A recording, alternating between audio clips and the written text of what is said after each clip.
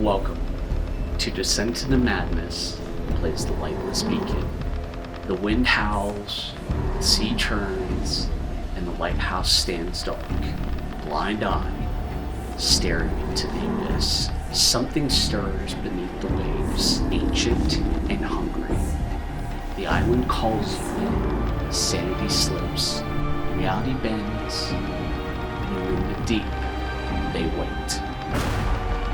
Madness is like the darkness. It's so much better. Fishy friends.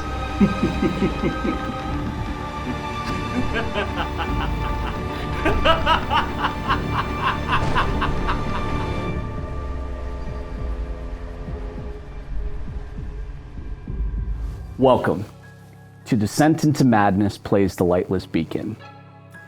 Thank you again for joining us for another wonderful offering. And again, I have another group of willing sacrifices. I mean, investigators. Sorry, I get it mixed up from time to time. But let's begin. Let's set the tone, shall we? The year is 1930. America is in quite a bit of turmoil, isn't it? The Depression has hit everyone very hard. And most people are doing everything that they can possible to scrape by. And even our own government is trying to keep things at bay, such as socialism and other things of government political motivation.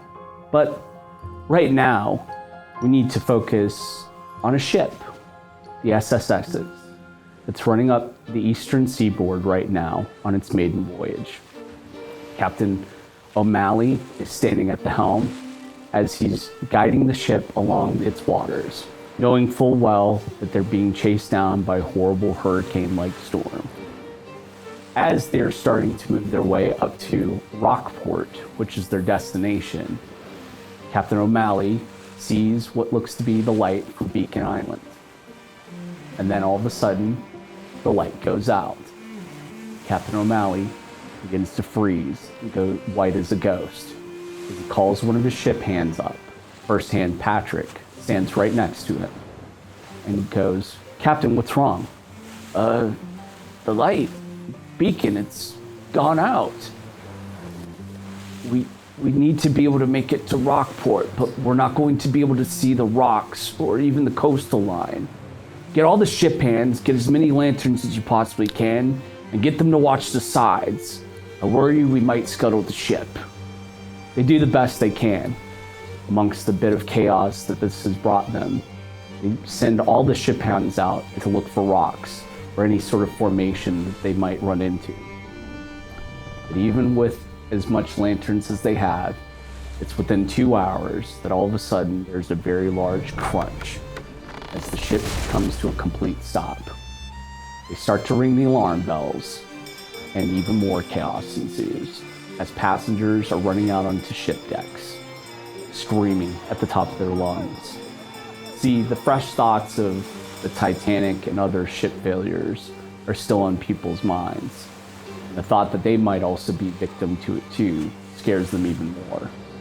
They run around as if chickens with their heads cut off, trying to take their belongings, their loved ones, and as Captain O'Malley stands on the deck now, screaming out to everyone, "Please, please, please, don't take all of your belongings.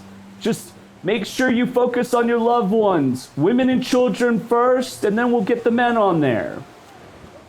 People try to stay calm, but in an instant such as this, and as well as that it's starting to rain, and they can hear the sounds of thunder and lightning off in the distance, and the wind rushing, large, dark waves smashing into the side of the ship. How could you not be terrified? How could you not be shocked? But for one ship hand, who gets pulled up by Captain O'Malley, he looks over to him. "We're in a bit of a rush, and I'm trying to assign everyone that I possibly can. I need you to do this for me. Little tiny ship in the back. We do have 3 passengers that'll be on that one. We're going to take it to Beacon Island. So it's about 650 yards in that direction," and he points westward. "Try to get there the best that you can. It's the closest spot right now, and I'm trying to get the rest of the passengers out there as quickly as possible. See if you can possibly radio in and if we can get a rescue ship, because out here and with the storm, it's affecting everything currently. And some of the other ship hands kind of like lead you and grab you, and they take you over to a very small lifeboat. It's not as big as the other ones. And you can see 3 other passengers who have kind of been scrunched together on there with whatever little belongings they were allowed to bring with them. And you get put onto this boat, and Captain O'Malley just looks at you and goes, Godspeed, call for emergency help if you can, and if at all possible, if we can all make it off of here safely, we should be able to get a rescue boat out there to Beacon Island first thing in the morning. Just do the best you can. You get put onto the boat. And as it gets lower down into dark waters, chaos is still ensuing. And you even hear some people screaming that folks have fallen overboard, and you can even see some that are in the water that are getting smashed against the rocks. And worst of all, you see one lifeboat starting to paddle away as much as it can, but it gets caught up in a swell and lifted up and smacked into rocks, with bodies flying all over the place. So what I would like you to do is, could you please roll a strength check for me? Strength check. My strength is 85. Okay. And I rolled a 4. Okay. So even with everyone else in pure and utter chaos, you're able to fight the waves so much better than anyone can, honestly, in a situation like this. And as you see folks trying to, all of your fellow ship hands are trying to get people away from the boat as quickly and safely as possible, you're still seeing plenty of death around you, and there's not a thing you can do about it. You begin to row, and slowly but surely, as the other lifeboats that are around you begin to thin out, as if they're getting lost in a dense storm-like fog, to the point to where you're all alone on black, choppy water. And you row for quite a while. It's 650 yards, so it takes a minute for you to be able to get that there. You think you've been rowing for possibly 20, 30 minutes at this point. But as you get closer and closer, you start to see the rough outline of an island and what looks to be a lighthouse sitting on the island itself. And you try to, as best as possible, you're still fighting the storm waters, but your strength is still holding most of the way. And as you get up to it, you have to kind of almost start avoiding some things that are sticking out of the water. So if at all possible to, let's have everyone do a spot hidden check for me, please. 55, and I rolled a 23. What about you? 60, and I rolled a 70. Okay, cool. 50, and I rolled a 17. Okay, so very good. And 65, and I rolled a 47. Okay, cool. So 3 successes, and then there was a failure over there. You, even though you were caught in the midst of chaos in this boat, my dear scientist friend, you were just so infatuated that the ocean can do this. And you wonder what type of sea creatures are managing to, live in this sort of environment right now. Whereas the other 3 are, of course, worried that they're going to make it to this island safe. You start to notice what looks to be ship parts sticking out of the water. And you, my dear sailor, you recognize that this had to have been a boat, and it's like a steamliner, but it looks a little smaller than one. And you can even make out the front port of it is still sticking out of the water. And there's a little bit of writing on the side of it that you can't recognize in a language you've never seen before. You manage to make your way around it, and you reach this tiny little dock. And even in darkness, where it is completely dark now and with storm clouds rolling in, and the rain is starting to come down even harder, you can make out at the very top of the hill is a lighthouse. And it's as classic of a lighthouse as you possibly can. Even in the darkness, you can make out that it's possibly white stone on the front wall there. You can even see a little bit of a faint light if you look and squint as much as you can. And the beacon itself that stands right next to it, the light is completely out. Everything is dark. No one comes out to greet you. No one has even so much as tried to signal to you all. And you're all standing on the dock in the dark. I would love to take a second. Let's introduce the folks that are part of this boat right now. Let's introduce our sailor first. Good evening on this treacherous night. I am Leonard Hardy. Some people call me Lenny. And I have been sailing the seas for at least 18 years now. And I'm here to try to figure out what we can do to salvage this situation. Hello, I'm Timothy Butterford. I'm here looking for a friend. I think he might have gotten wrapped up in something a bit treacherous, and I want to help him out. I'm Roland Simone. I'm an artist. I specialize in landscapes and wildlife.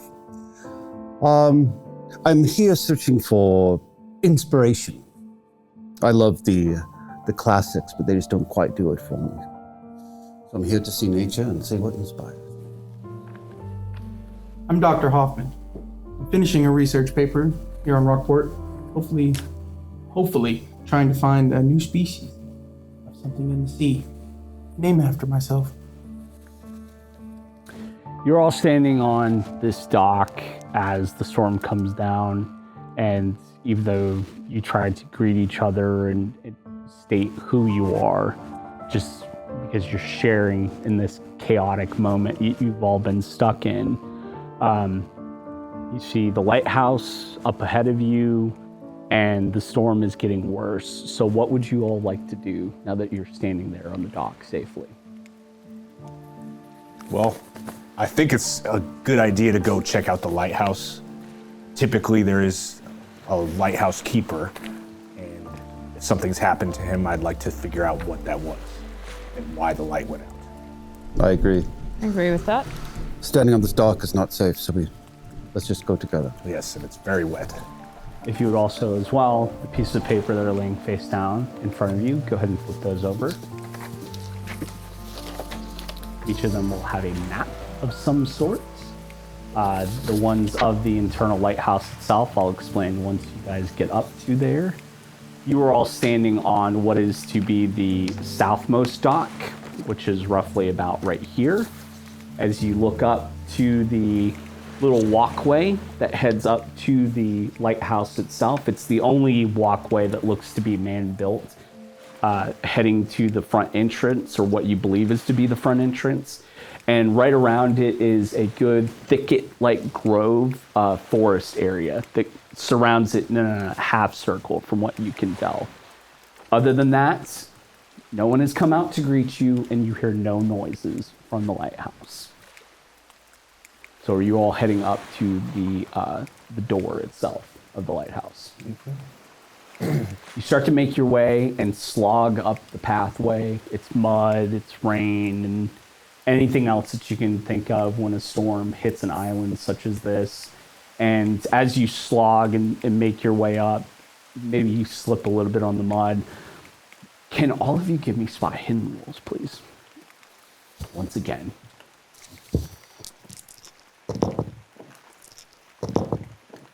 Let me know who succeeds. Spot hidden 55, I rolled an 88. Okay, so no. Spot hidden 60. I rolled a 91. Okay, failure.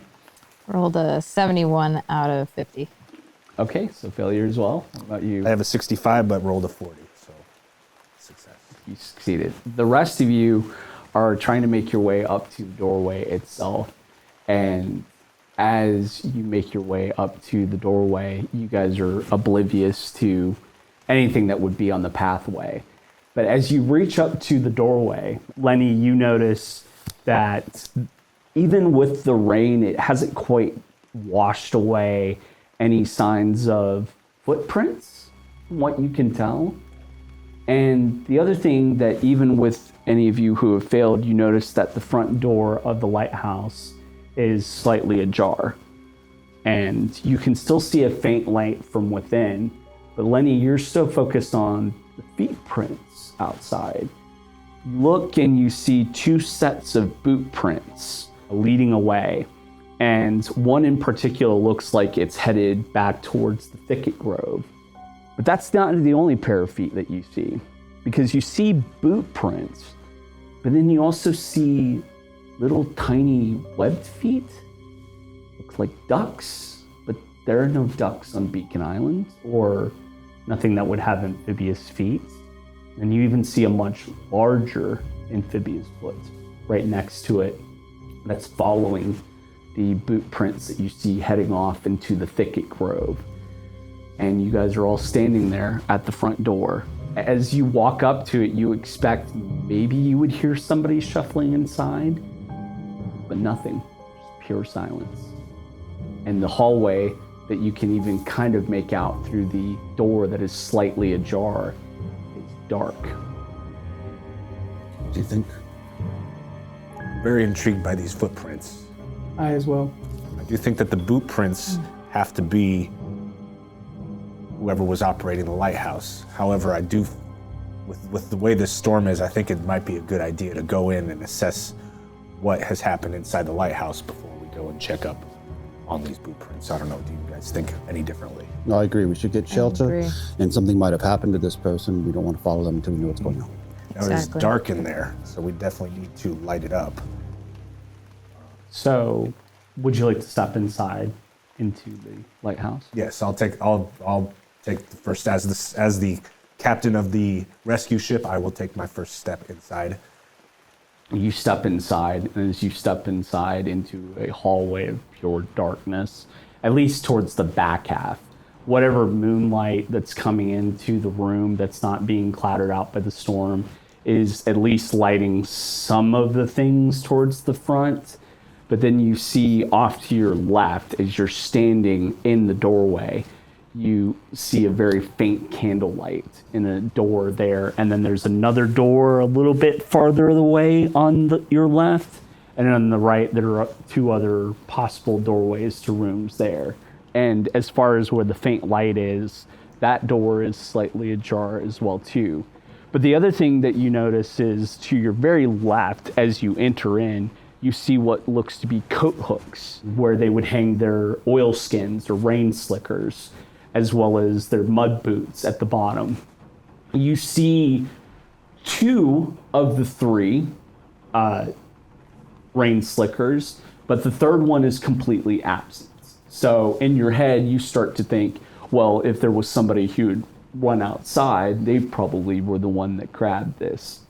Do you want to you're trying to figure out a way to light the hallway or turn the lights on? Yes, light the hallway so we can see a little bit better, a bit more clear of what just happened.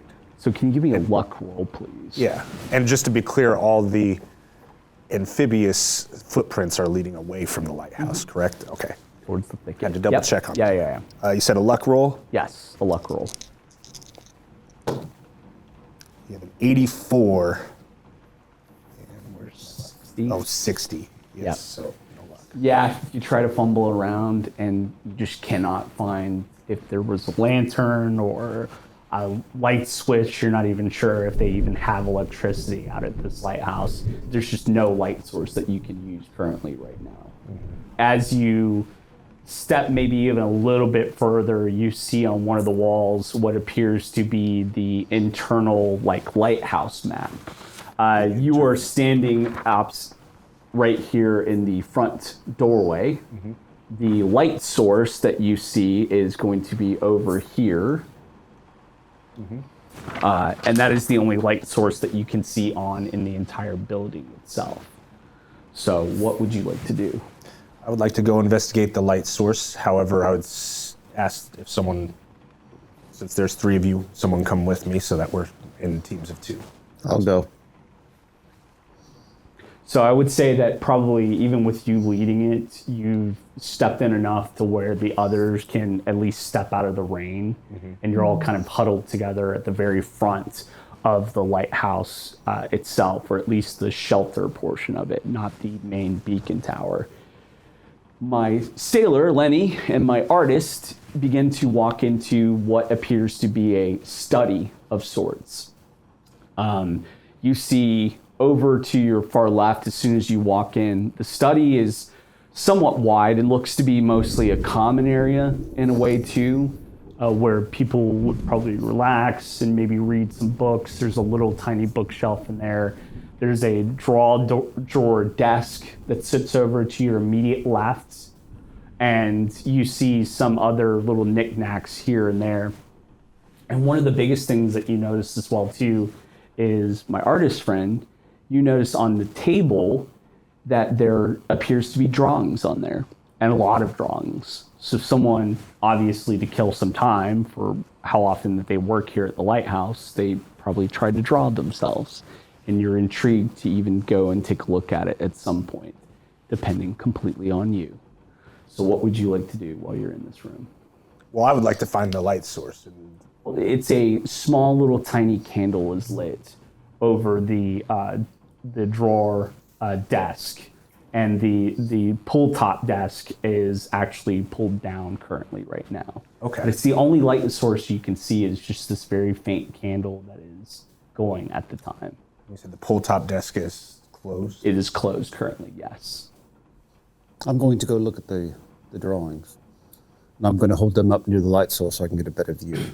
So the drawings themselves, as you walk over to them, there are a lot of them. Whoever was drawing was an avid artist in their own means. You can see some that are just naturals of the lighthouse from outside, and some of the thickets, forest in the background. Others appear to be just of the ocean and trying to get a sense of perception on things. They're drawing ships that are going by. But then there are some interesting ones. One of them in particular appears to be of the thicket back around what would appear to be behind the lighthouse.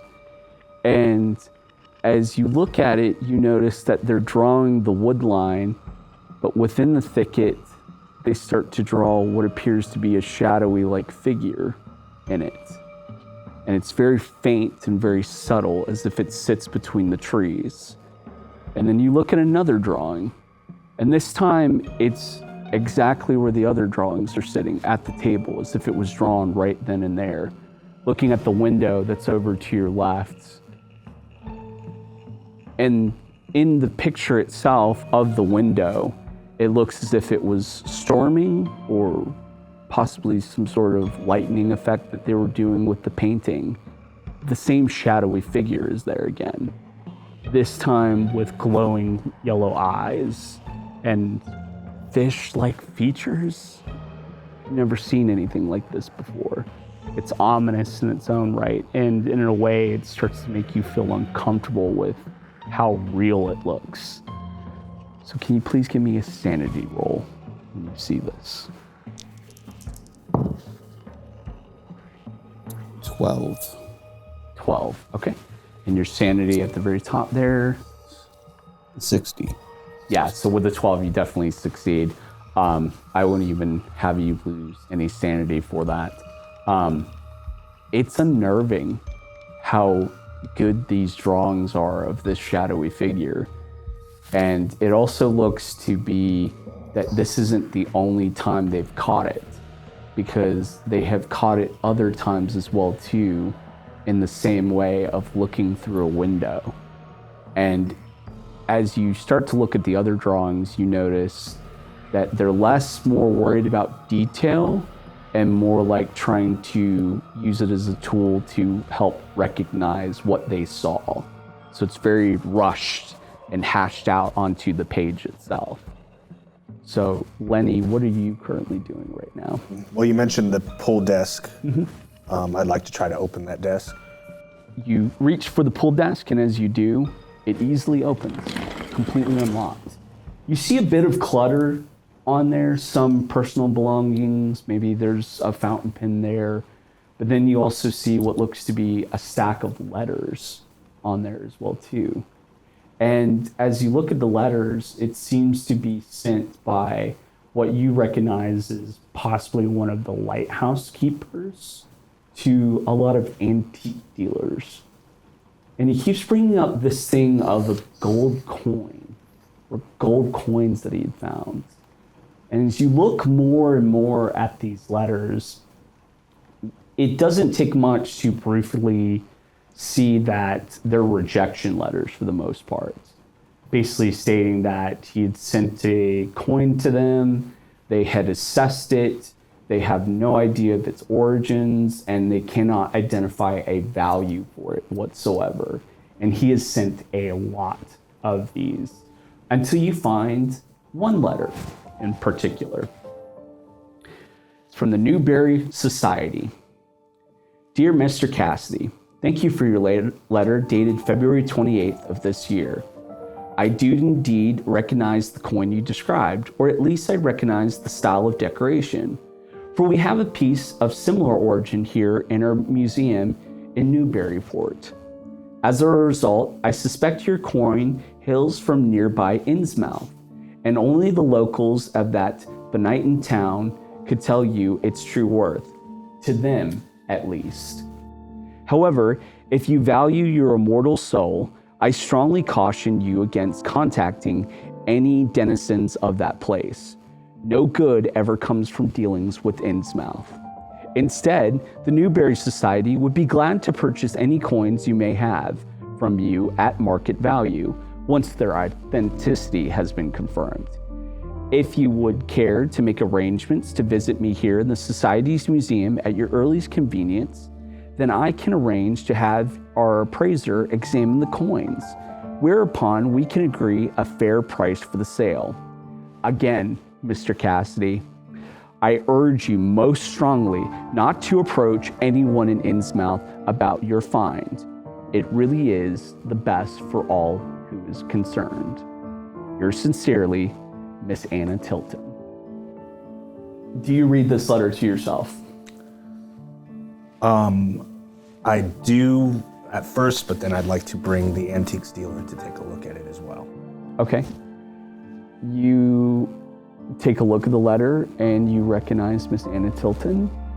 You have had dealings with her before in the past, presenting some things from time to time that you've sold to them as well. And then you also recognize what you recognize at the top of the letter. As you are all standing there, a lightning begins to strike again. You hear the sounds of thunder. I need everyone to give me spot hidden rolls while you're standing there.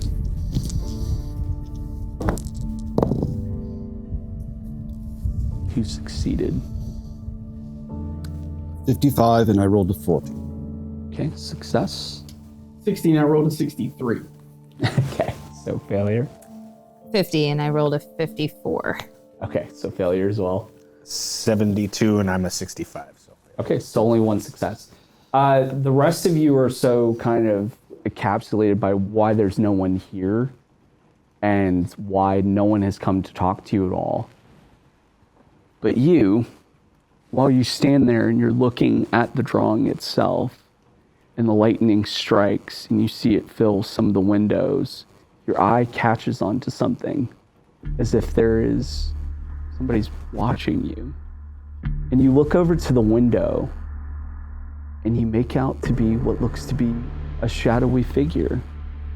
A little bit shorter, with yellow eyes, staring right at you through the window. And then lightning strikes again, and they disappear. You look back at the drawing, look back at the window again, almost in a panic. And it doesn't quite look like what's in the drawing, but it's definitely something that's not natural. Please give me a sanity roll again.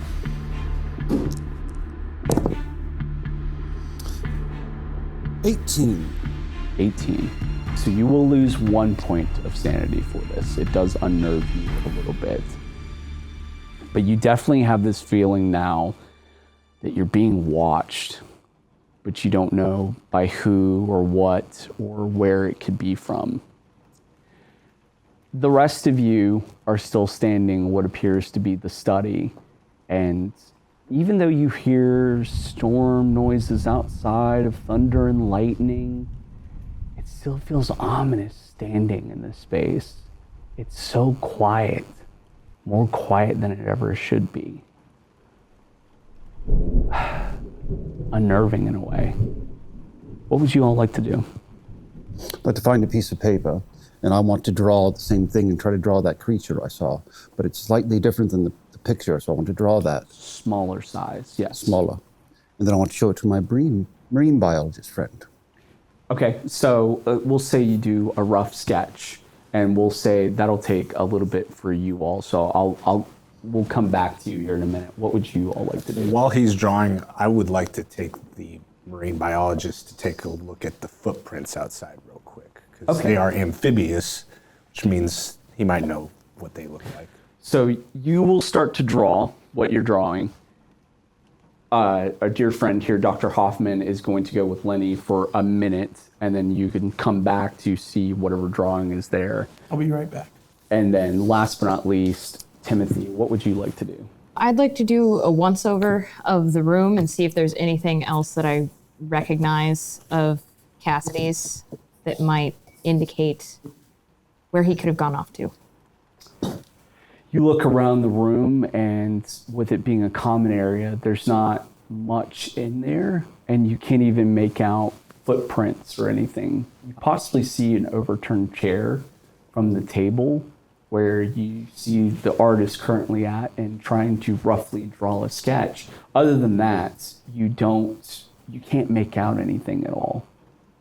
I want to look around the other rooms and look for any other writings or any other signs of struggle. There is a doorway that leads possibly to a room that's on the other side.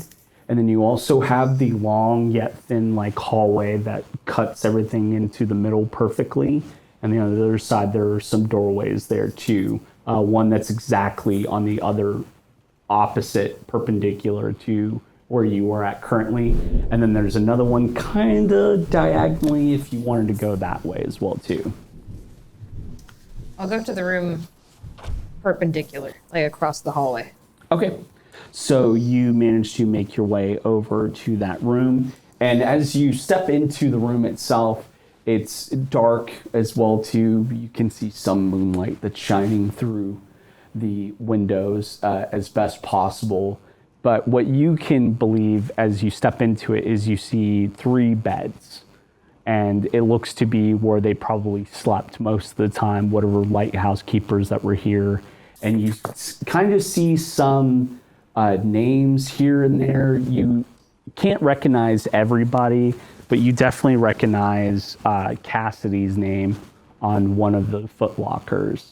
All the beds look to be neatly made. There's no signs of struggle or roughage or mess whatsoever. I'd like to look through Cassidy's footlocker. You look through Cassidy's footlocker, and it's just his clothes and belongings, a couple personal items, and then maybe possibly 1 or 2 other rejection letters from other antique dealers. You begin to realize very quickly that he's been at this for quite a while, trying to look into these gold coins that he has. Can you give me a spot hidden roll, please? Yes. Kneeling down to look inside of this trunk. That's 40 out of 50. 40 out of 50. As you are kind of kneeled down and looking at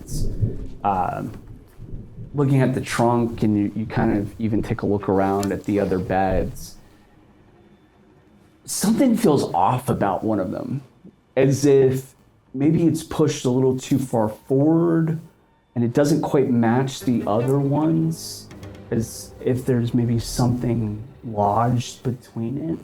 If you were standing there in the doorway or even standing near the beds, you wouldn't notice it. But now that you're down towards this lower level, you look over and you see one particular bed, that of Michael Turner, is what it reads on the plaque on the trunk that's at the foot of his bed. It appears to be pushed forward in a way. And you start to make your way over to it. And as you look at it more and curious as to why this bed would be like this, you notice it's very neatly kept.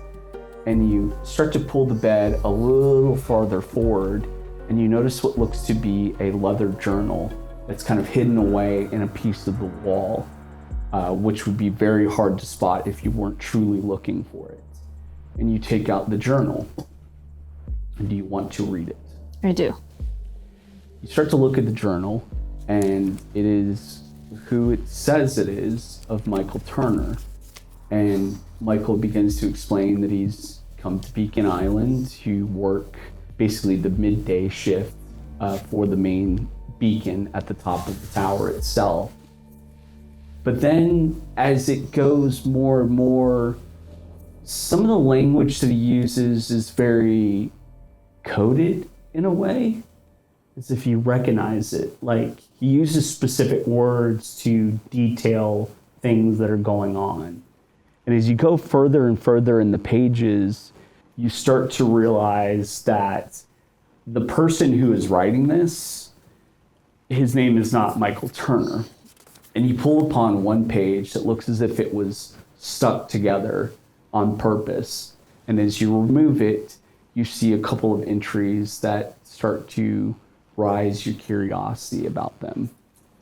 And the entries are George Cassidy, previous criminal record, involved in smuggling, lights on water, small rowboat, found ship parts on North Shore, found gold coin on North Shore, bigger than just bootleg moonshine. What is going on? Smith said, saw someone in trees and peering through window. Men on island at night? Croaking noise? Sounds like frogs. Can you give me a sanity roll, please? Yes. 85. Okay. So let's go ahead, and seeing as you failed, you are going to lose 3 points of sanity, please, hearing this. Timothy. You have heard some very creepy things before, haven't you? It's been 5 years now. 30 years old. Have you gotten over the events from last time? Do you remember what happened to your dear professor? They said he went missing. Or about Sterling, who currently sits at the Arkham Sanatorium, who keeps holding on to an iron coffin that he won't let anyone else touch, claiming that it was his dear professor and that only he can hold on to it. But you, after the events of such a night, ran away as fast as you could, but your curiosity never died down. You began to look into things, didn't you? You wanted to see what had happened, what you had ran into that night. So you began to do some antique dealing, hoping to find more clues about what you saw. But right now, it feels as if you're stuck in a similar situation that you found yourself in 5 years ago. I need you to give me a spot hidden roll, please, as you were contemplating this. That's a 12 out of 50.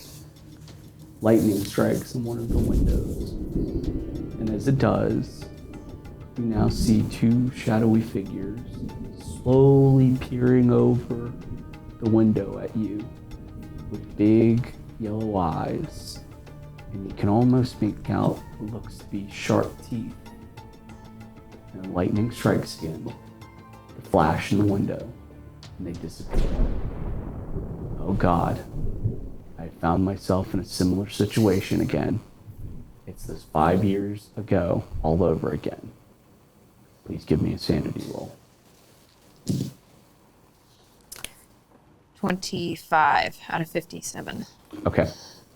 You have repressed things before, and this time you're managing to repress even this.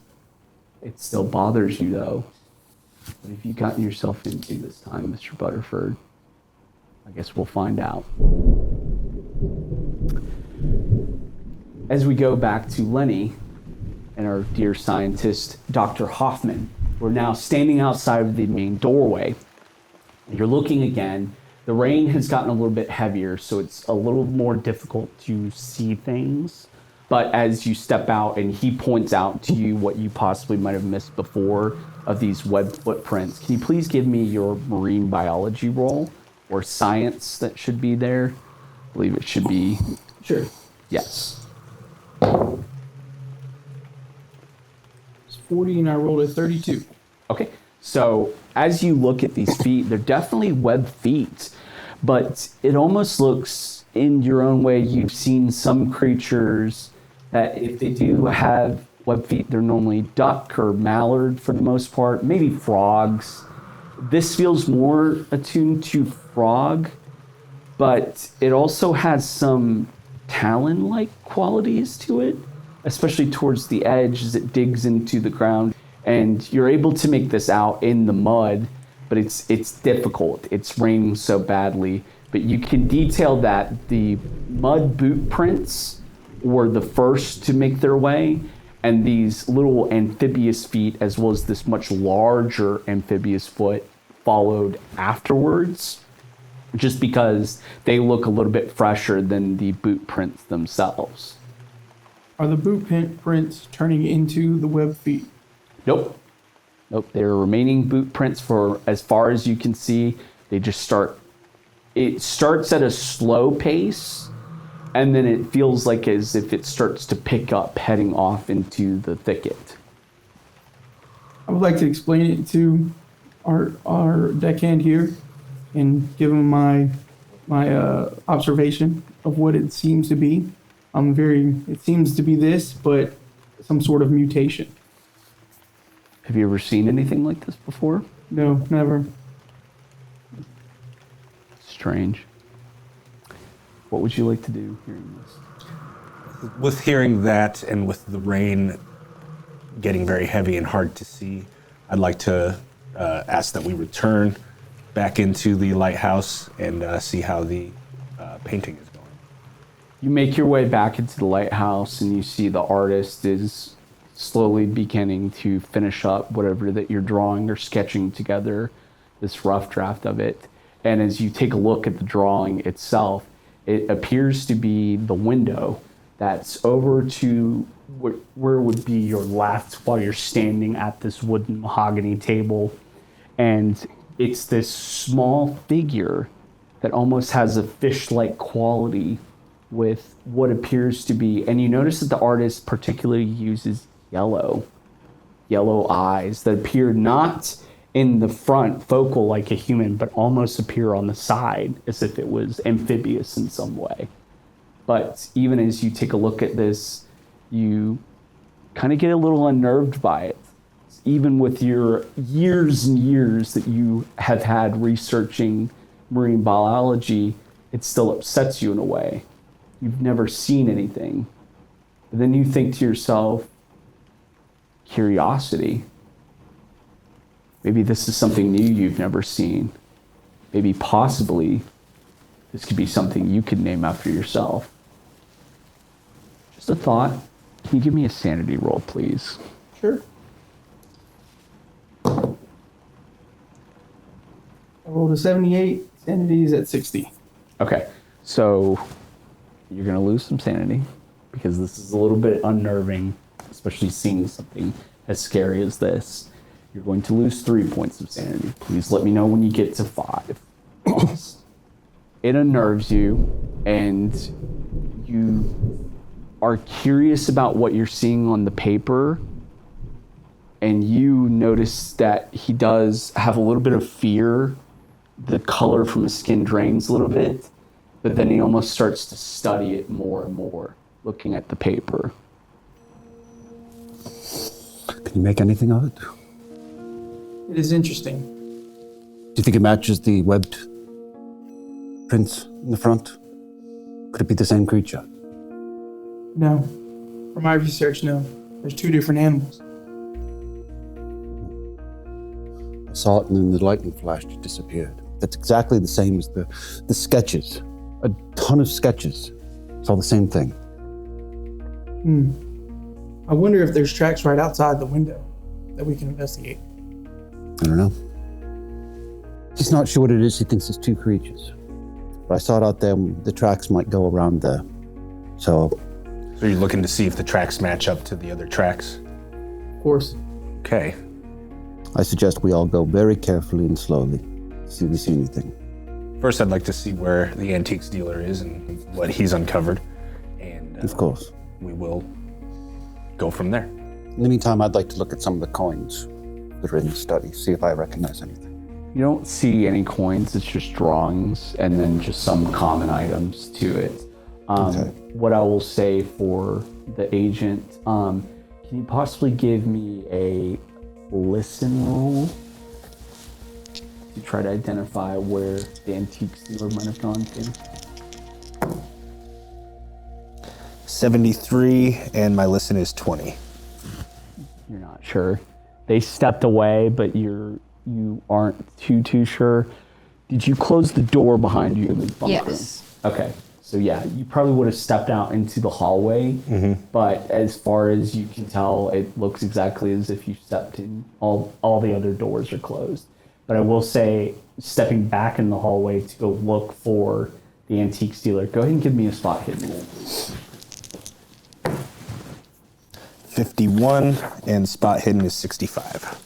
As you stand there in the doorway, the front door just can't close, regardless of what you tried to do. The latch is broken, and lightning and thunder is still happening, and you feel lightning begin to shine through the doorway again every so often. And as you're looking straight down the hallway, you can possibly make out what appears to be the doorway of the next room, where the door that was connected to the study possibly leads to as well. But standing in this hallway, you look and you notice what appears to be a puddle in front of it and some shiny objects that appear in that puddle.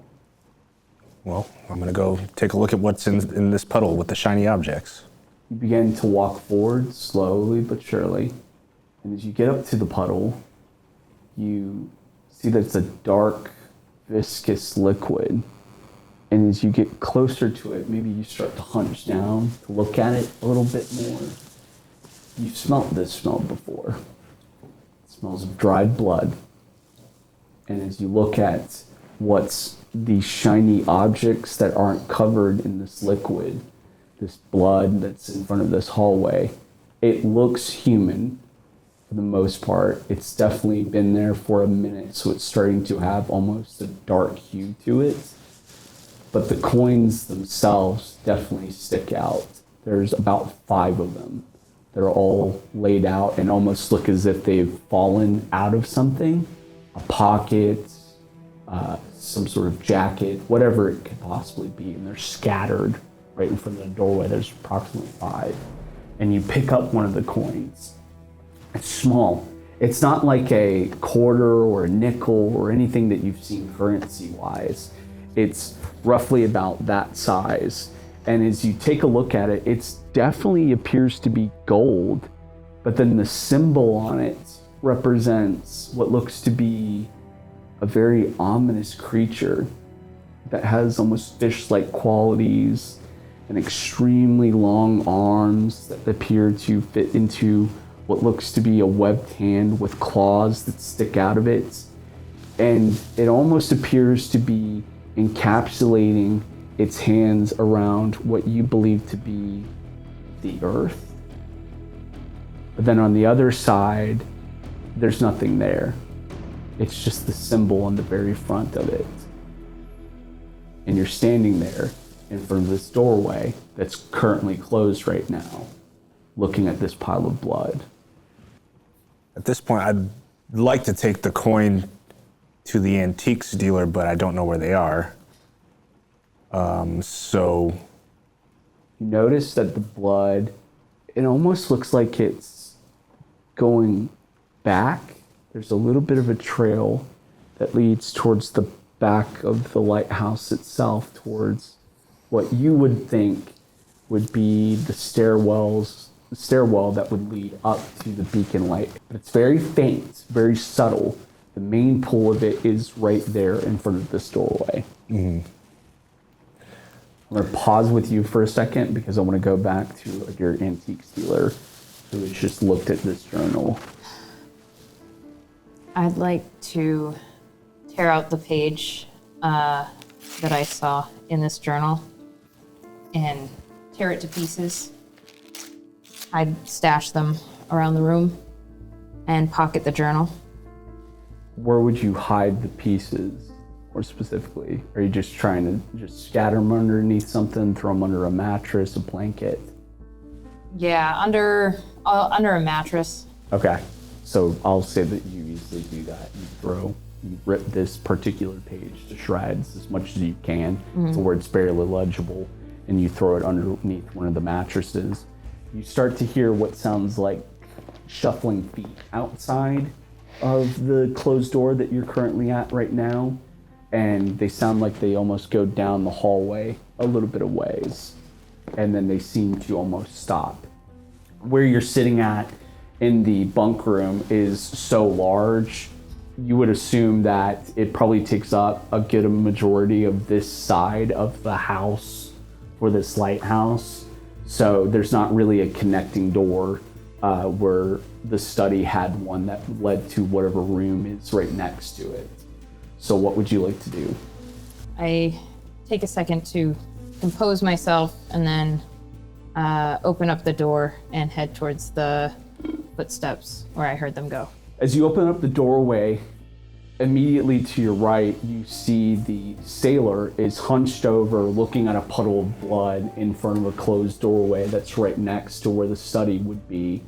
And can you give me a spot hidden roll as well too while you're looking at him? 63 out of 50. Go ahead and re-roll again and take the best value. 87. Okay, so he's looking at a viscous pile. It's a weird puddle in front of the door itself. You're not too sure what it is. What have you found over here? Well, I have found what appears, and I've smelled it before, it smells like blood. But I have found inside it these unique coins. I'd like you to take a look at this coin and see what you can tell me about it. Sure, show me that. I think this is nothing good. Nothing's been good tonight. Certainly. I fear my friend has gotten into worse trouble than I had expected. Your friend, did you know someone at this lighthouse? Yes, George Cassidy. Okay. What trouble do you think he got in? That I'm afraid I'm not at liberty to share. All I can say is we should proceed with extreme caution. Understood. As we pause with both of you, we go back to the study where the artist and the biologist are standing there, still looking at the drawing. Now, you had mentioned, Dr. Hoffman, that you wanted to go take a step outside to go possibly look at where the artist had seen what Mr. Simone had seen outside, where it's standing at. Would you like to do that? Yes. Okay. Are you going to follow him, or are you staying where you are? I will follow. Okay. You both make your way out of the lighthouse, and the rain has kind of slowly stopped a little bit. It's just little splitters and splatters here and there and everywhere. And as you make your way around, you still can kind of make out the boot prints, the little amphibious prints that you had seen before when you stepped out to the door. And you make all the way around to where the window would be in the study. Still see the candlelight through the window. But as you look at the window base itself, you can clearly make out what looks to be footprints that are almost stuck there, as if they took a minute to stand there and look inside. And from what he has already told you, you both recognize this as the same little webbed peak print. And there appears to be more than one set, but only one of them, as a biologist, you can determine that they might have pushed up a little bit on their feet to look over whatever window still, but they appear to disappear off into the woods. What do you make of this? Well, just as I suspected, they do match the other tracks. But it doesn't make sense. It's two different animals. But this is the sketch I did. That's what I saw in the window. These must be the prints of that animal. Sure. And there's more than one, and then they go off in that direction. We think we should get the others first before we go any further. I concur. Then we'll be fine. Let's find the others and see what they've discovered as well. Yes, we're going to go back to the lighthouse. Okay.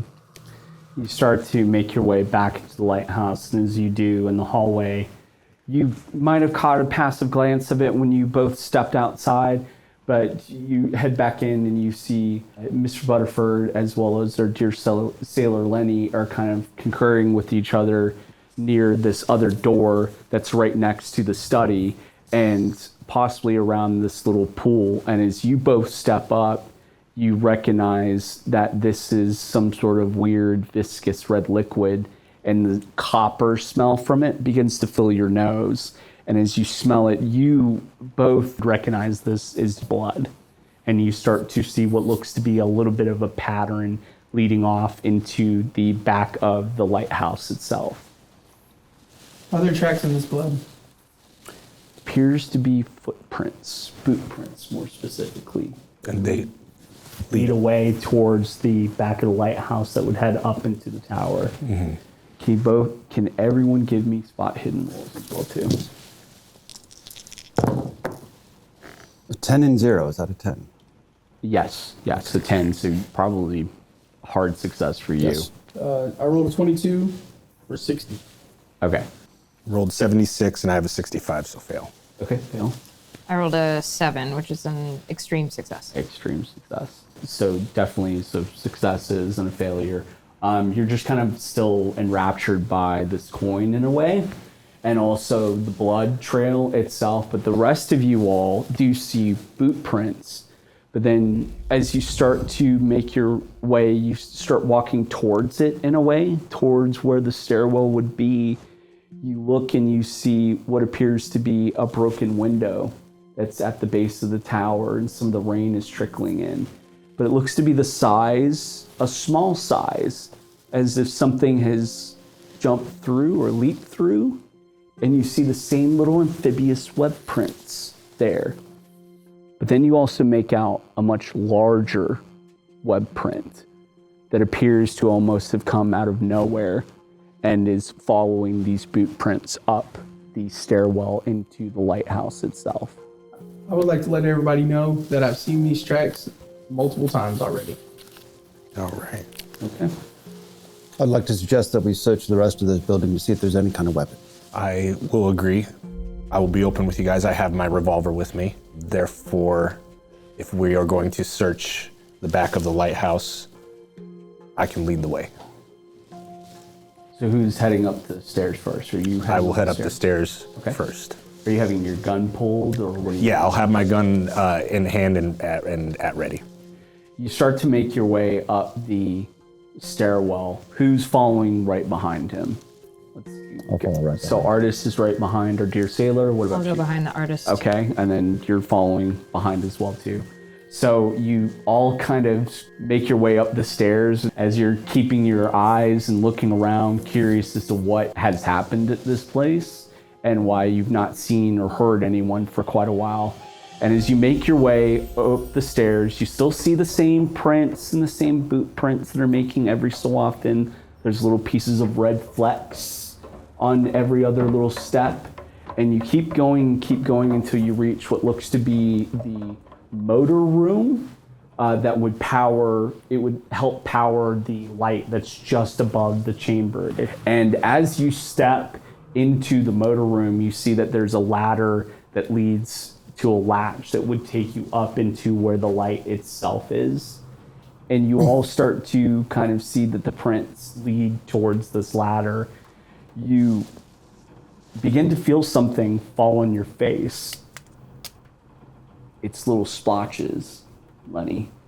It just hits every other piece of your cheek. It's not blood. It looks black in a way. Not anything you've recognized before. As it touches your cheeks, though, all of a sudden, everything gets very quiet, and you almost space out in a way. And the next thing you know, you're standing on a beach by yourself. White sand, green ocean water that surrounds this little island. There's no trees, no foliage, just sand. Off in the distance, you appeared to see clouds, dark clouds, and figures that move at the very edge of it. And then underneath the water, you start to see very large yellow eyes look back at you. And the yellow eyes, in a language that you can't comprehend, but however it impedes into your head, it does sound like English to you. And it says, "Give yourself to me, and I will give you anything you've ever wanted." I need you to roll sanity for me. 58 out of, and I have a 65. Okay, so you do succeed. You're going to lose 1 point of sanity. And then I need you to also give me a constitution roll, too. All right. Constitution's at 50. And I got a 5. Okay. As this sailor leads the way, you don't notice the splotches that have hit his face, but you do see him kind of almost stutter step at the top of the stairwell, and he has to catch himself in a way. And you see him kind of leaned against a wall, and he looks to be a little bit shaken, but you're not sure why, as you all begin to enter into this motor room. But as you take a look at him, there's nothing on him. Nothing on his face, nothing that appears anything at all. Are you all right? What happened there on the stairs? I don't know. I thought I had some. I thought it was blood at first, but it was black, and it was on my face, and then I had a vision. There's nothing on your What face. did you see? I was on a beach, and there were these dark clouds and yellow eyes underwater looking at me, and I don't know. It happened so fast, and I just something's off about this lighthouse. I don't like it. The same yellow eyes from the picture? Yes, I think they look a lot like the artist's picture. Yes. Interesting. We've all had a very rough night. Maybe you're just tired. Yeah, I'm pretty exhausted, but I've just it seems so clear. It seems so real. You all stand in the engine room. You begin to smell something acrid in a way, and it gets worse as you stand there. It's just a rotten smell. It stinks. It smells like blood again, but it's almost coming up from above you. And there's also a fishy smell. It's weird. And as you look through the grating that probably is above you, you start to see what looks to be some shadow outlines that are peeking through and blocking out some of the light, which you would be able to access. It's up in the beacon room if you take the ladder and open the latch itself. I gotta say, I'm a little nervous about checking out what's in the beacon room right now. I want to search for a crowbar or some piece of metal so I can lock the latch from the bottom so nothing can come down. Because this is the main engine room of the beacon, you can clearly see that there are some toolboxes laying around, and you do notice some various tools, but nothing that you could possibly use in order to keep it pried, because it would open upwards in a way, So it'd be easier if you were standing in the room and had the door closed and probably fit it into the grate that way, other than from below where you are at currently. So I can't find any way to secure that latch from the bottom. Not that you can tell. Have you gun it ready? My gun is ready. Do we want to call up there and see if there's any response? Yes, I think that best. And let's get ready to head right down those stairs really quick. Yes. So I think we'll call out and ask who's there and see if we get a response. Silence. Is the door being blocked? Not that you can tell. It's a latch. So even if there was something, you wouldn't know until you probably start to push up on it. And again, the light beacon's out, so the everything's not You working. just see moonlight shining through. There's no light from the source itself. The shadowy figure still up there. You can make them out. They almost appear to be laying on the grate, Not moving. not moving. Not moving. Is it laying on the latch, the grate that opens up? Not that you can tell in the way that the light hits stuff. You should be able to open it. If it's silence, I think we're going to open I it. think one of us needs to take a quick look. I have the gun. I'll take the look. Okay. You walk over to the ladder, and you begin to make your way up, and the smell is getting worse. And as you open up the latch itself, almost as if perfectly timed, as you begin to look in and see the moonlight begin to shine over what appears to be bodies, and then lightning strikes, and you see a lighthouse keeper laid up against the beacon light, dead, with his chest cavity ripped open, and small little amphibious creatures dug into his organs. And over to the far right is a much larger amphibious creature, just like a sailor's outfit, and it lays dead as well. And that is where we will end the very first episode of the Lightless Beacon. Thank you so much. Be careful of what you wish for. Goodbye.